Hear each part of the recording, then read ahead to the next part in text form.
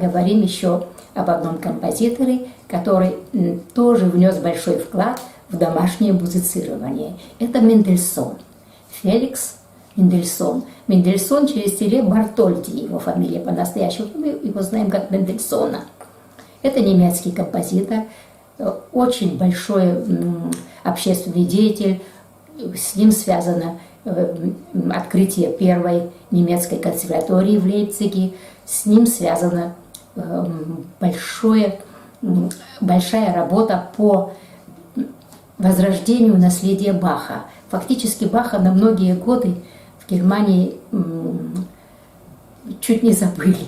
И только благодаря Мендельсону его творчество заняло свое настоящее нужное место как основоположника вообще всей музыки. О Бахе мы тоже когда-то отдельно поговорим.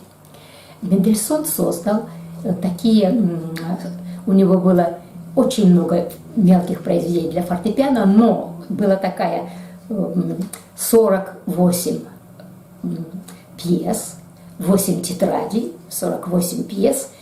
Без этих пьес не обходилось ни один дом, где занимались музыкой.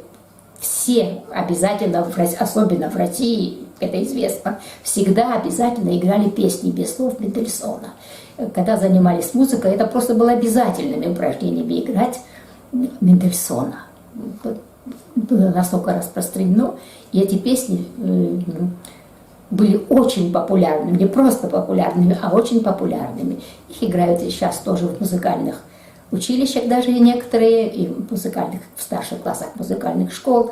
Это не такие трудные произведения, они в основном были для домашнего музицирования, специально созданы для того, чтобы дома музицировать. Вот сейчас мы послушаем одну песню без слов Мендельсона.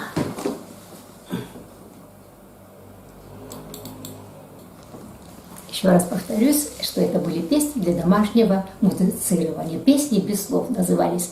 Там есть замечательная песня «Гондольера», очень интересная пьеса.